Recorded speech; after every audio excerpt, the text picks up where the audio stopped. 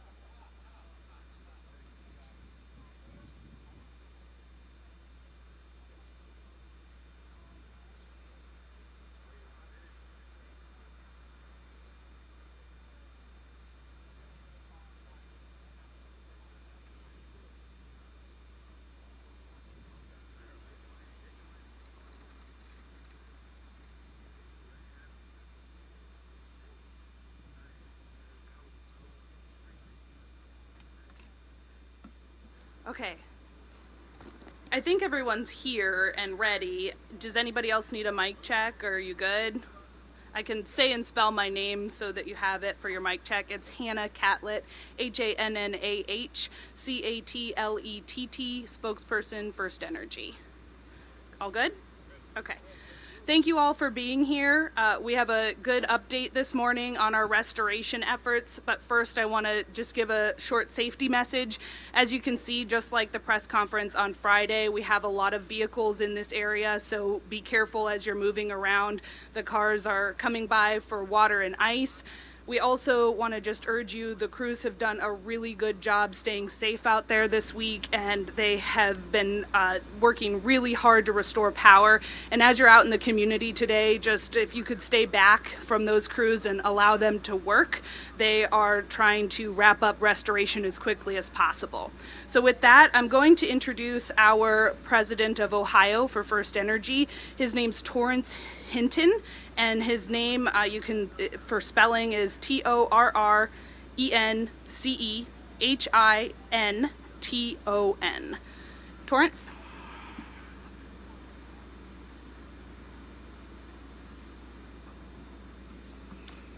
Thank you, Hannah. Can everyone hear me fine?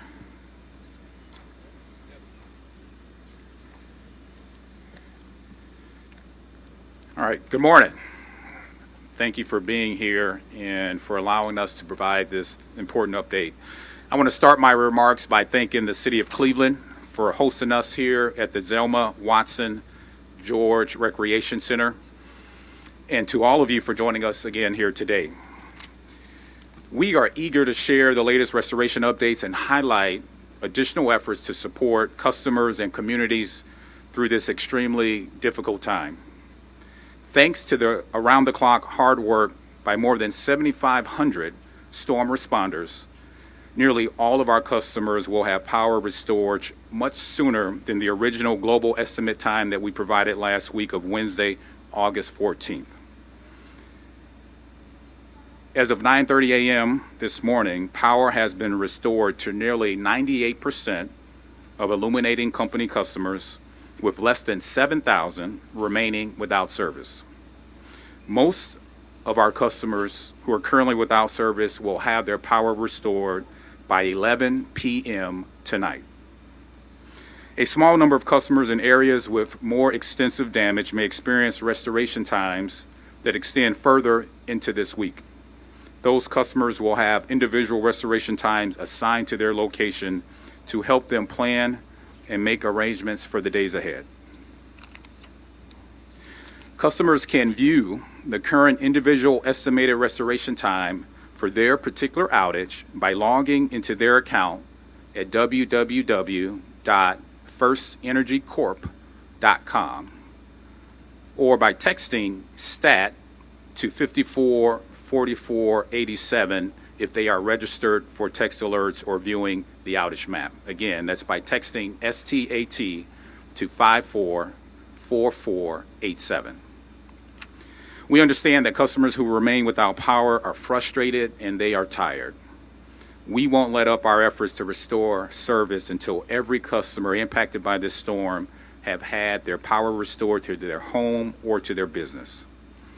Unfortunately, what Mother Nature can destroy in mere minutes, often takes people much, much longer to rebuild.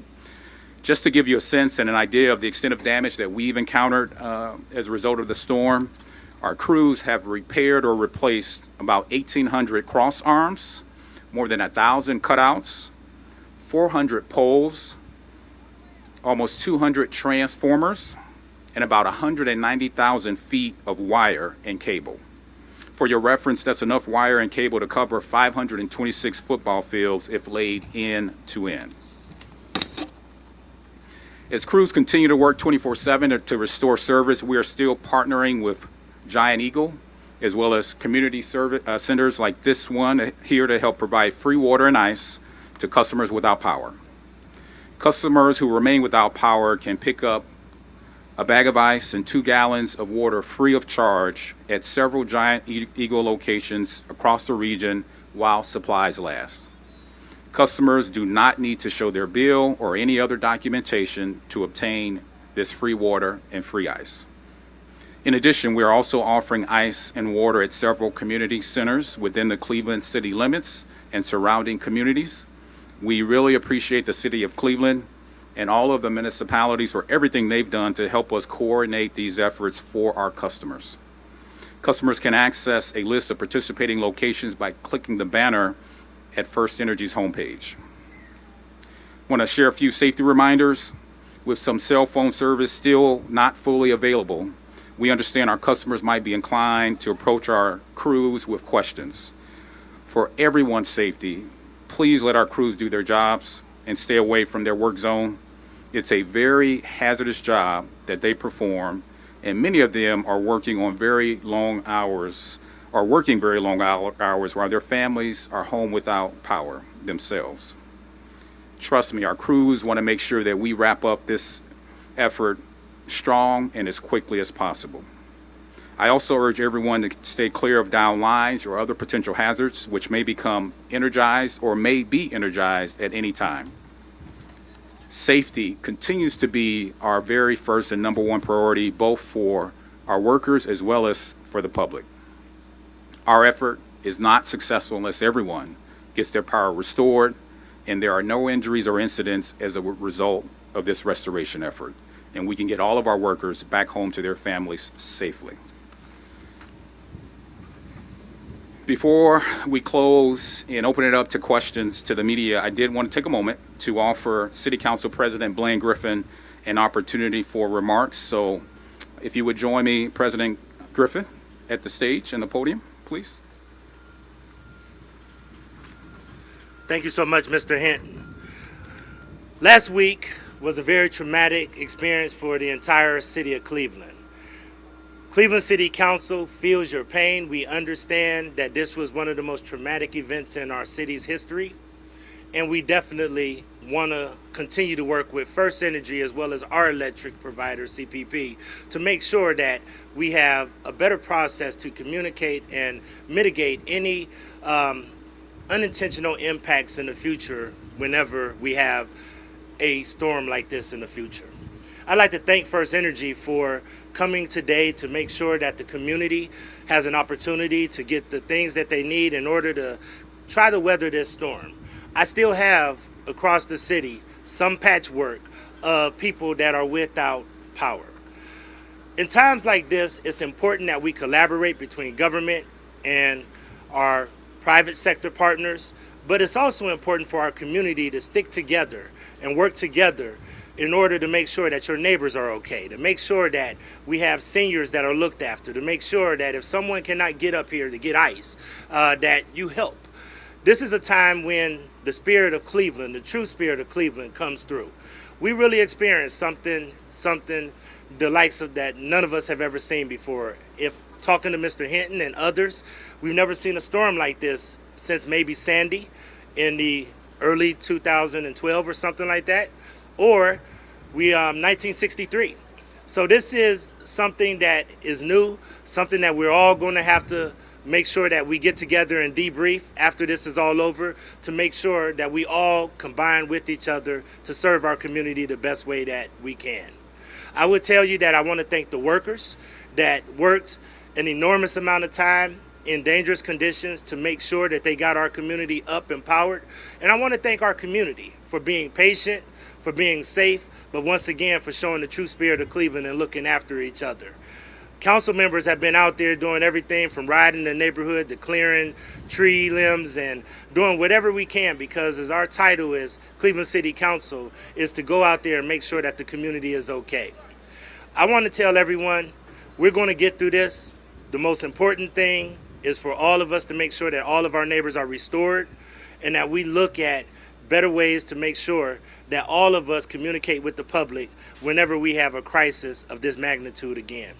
I want to thank FirstEnergy once again for having the foresight and the foresight to come out here and make sure that our community has ice and water. We will continue to make sure we get that message out. And once again, right now the most important thing is for us to make sure that every customer in this city has their power restored and that we mitigate any personal crisis that they're dealing with, whether they be elderly, children, or families. And then we will get together and debrief and figure out how we can work in a public-private partnership in order to make sure that we can mitigate any damages and try to have a smooth response whenever we deal with these kind of tragedies again. On behalf of all of Cleveland City Council, I want to thank you all for coming out today, because we really love our community, and our community just experienced one of the traumatic experiences that we've ever seen. Thank you so much.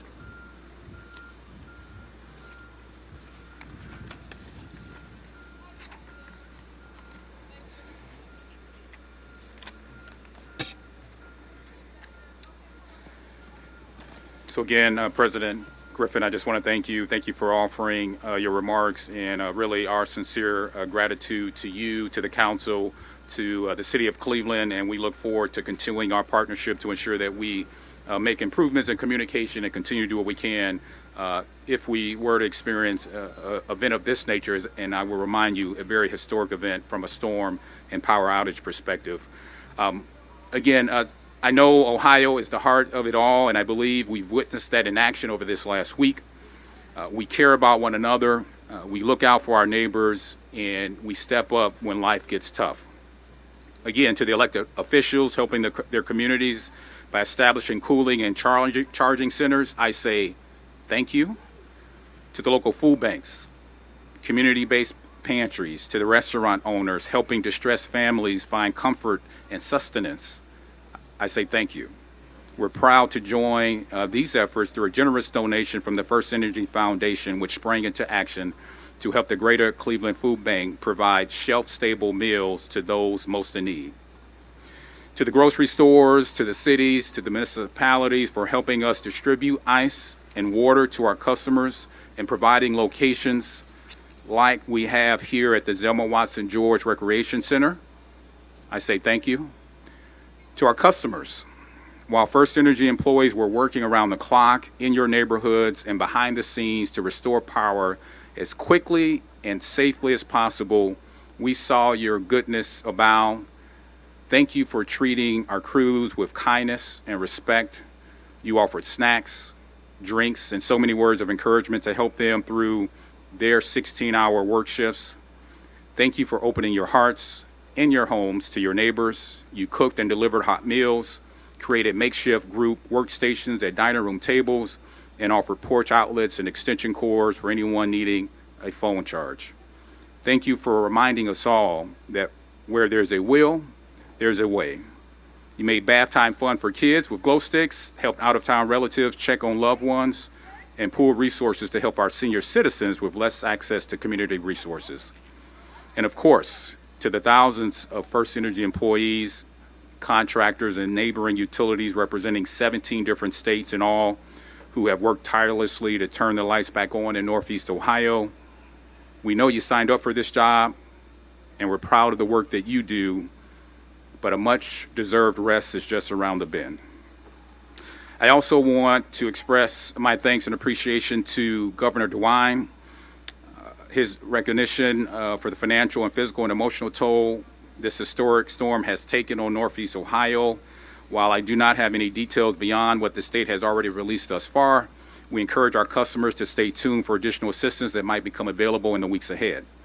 I encourage everyone to follow our social media channels on Facebook and on X to get the most up-to-date information on outages and important safety information, as well as other information about resources available to them within their communities. You can follow us on X at the Illuminating CO and on Facebook at www.facebook.com/illuminatingco. Thanks again to everyone for being here today. We applaud the community's resilience and appreciation for their ongoing patience and support. Together we will get through this event safely and successfully. I will now open it up for any questions.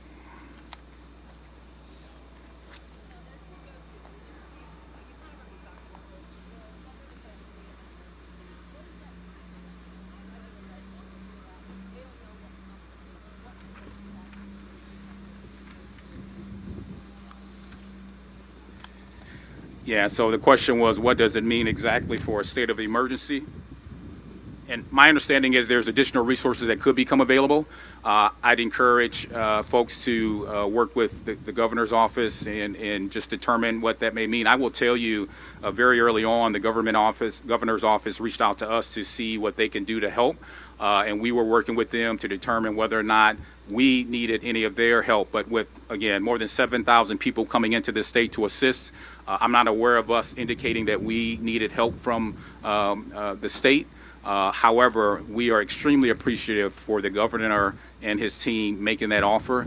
Unless the President Council Griffin has any additional comments, I would encourage folks to work with the state to understand what that may mean today or what may be coming in terms of relief. Sure. And Mr. Benton did a great job of explaining it. More resources. We still have a lot of downed trees. We still have areas that are impassable. We have a lot of homes that are damaged. When something is declared a state of emergency, it means it allows us to pursue other financial opportunities, whether it be insurance, whether it be replacement of food, whether it be all of the emergency wraparound services that this community would need in order to get back on its feet. And that's what this does. And the governor did that, and we're very appreciative that the governor made that call.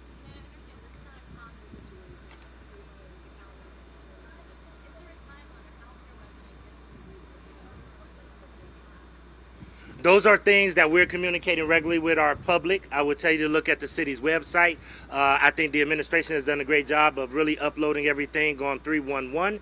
I would encourage everybody to call 311 to really see how they can qualify for those things, and also use 211, which is the United Way first call for help, which allows you to look at what are the services that you have. There's a lot of things that the state provides, like SNAP benefits and other things. So we have a lot of people whose food has gone bad. And some people may have homeowners insurance, or they may not have homeowners insurance, or they may have renters insurance and may not have renters insurance. Therefore, by having a state of emergency, a lot of the emergency food supplement programs that the governor just named a state of emergency, there will be able to, in a more efficient way, be able to get some of those items replaced and be able to get support.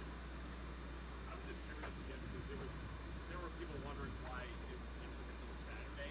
Does that impact at all? And why did the governor waited until Saturday to make that decision? I just wanted to get it from your guys. Yeah, I don't believe I can answer that question. I would encourage you to follow up with the state. The only thing that I will tell you is that the emergency declaration has to be made by the county. The county is the regional planning unit for the state government, so therefore they took their direction from the county.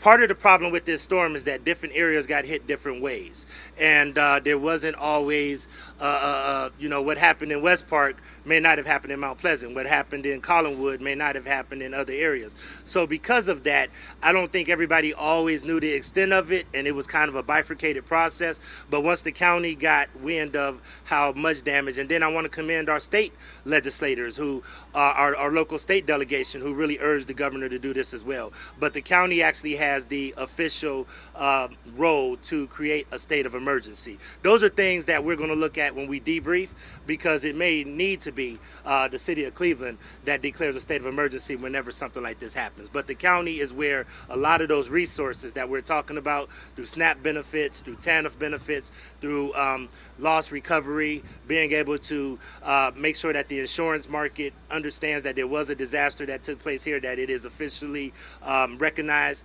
Those are things that have to come through our regional planning unit to the state. Thank you. Yes.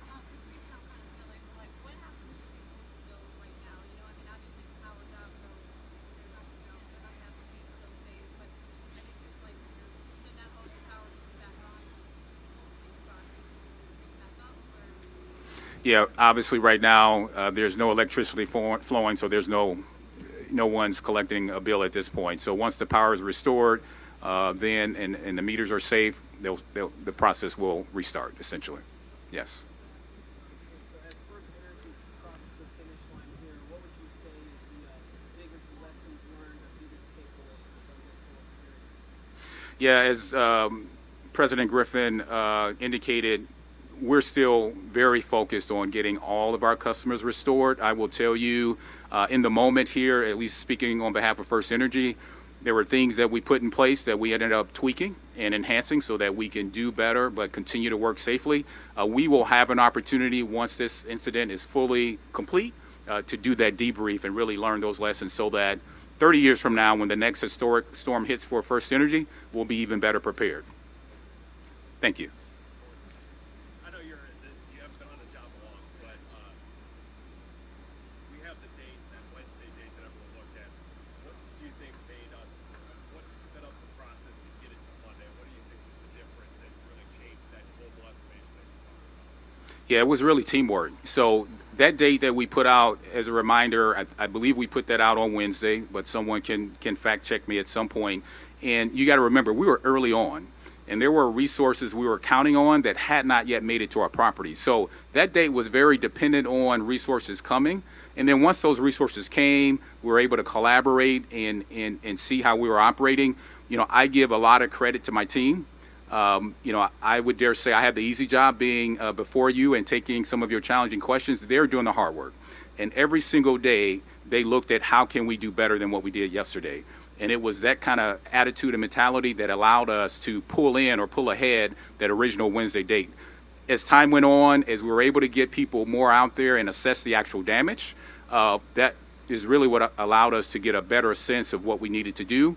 And then there were a lot of people, our FirstEnergy crews especially, but again, people from out of state who came in or were willing to help. And it took collaboration and teamwork ultimately that got us to this point.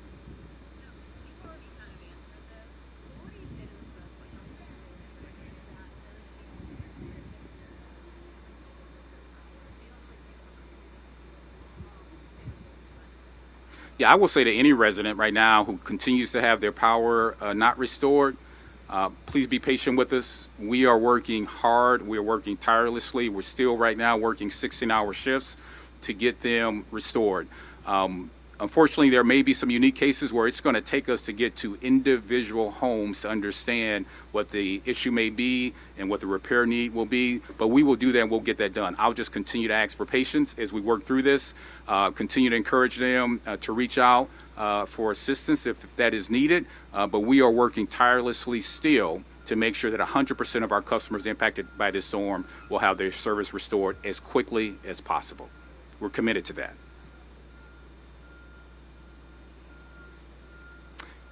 If there's no other questions, I really appreciate your time. I really appreciate you getting information out to our customers. Again, follow up by sharing with them the information regarding our website so they can check on their specific restoration times. I want to also thank President Council Griffin again. I really appreciate your support and us being here. We're going to get through this and we'll learn our lessons and continue to collaborate with the city and the council. Thank you all. Have a safe day. Thank you to the media. Thank you to the media for really getting the message out. You guys really did a great job of really making sure that our public was educated and weathered this storm. So thank you to you guys. Yes, thank you, media.